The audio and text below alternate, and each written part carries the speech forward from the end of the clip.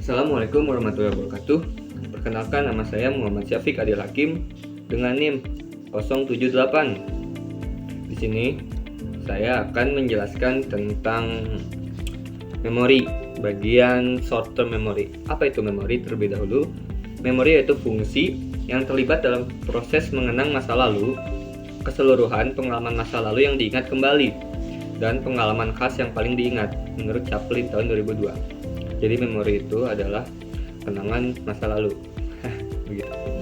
Lalu yaitu penjelasan dari memori, bagian dari memori itu sendiri ada namanya short term memory. Nah, short term memory itu adalah biasa disebut ingatan jangka pendek.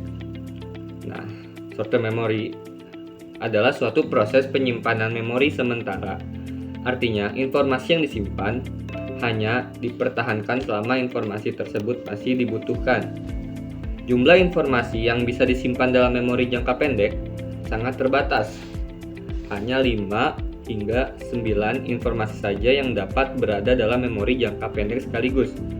Ingatan jangka pendek bukan hanya sebuah tempat penyimpanan ingatan sementara, tetapi juga lokasi berpikir secara aktif, tempat menyaring, memilah, dan menggabungkan informasi lama dengan informasi yang baru, lalu mengambil keputusan. Short term memory juga dibutuhkan ketika kita menyelesaikan sebagian besar masalah-masalah kognitif yang mencerminkan peran penting short term memory sebagai sebuah memori kerja atau working memory yang menjaga dalam memanipulasi informasi. Memori jangka pendek juga mempunyai beberapa keterbatasan yang membedakannya dengan memori jangka panjang. Pertama, short term memory menghasilkan lupa dengan cepat karena item tersebut tidak diulang-ulang. Penyebab terjadinya lupa karena interferensi. Kedua adalah masalah kapasitas. Dari sekian pengertian yang tadi saya jelaskan, mungkin akan lebih mudah dimengerti setelah saya memberikan contoh.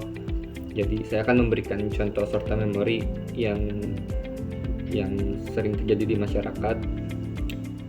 Mungkin contohnya seperti ketika Anda bertemu seseorang dan ketika Anda menemukan seseorang yang baru, kemudian Anda berkenalan siapa namanya, dan beberapa bulan kemudian atau beberapa minggu kemudian Anda lupa dengan orang tersebut.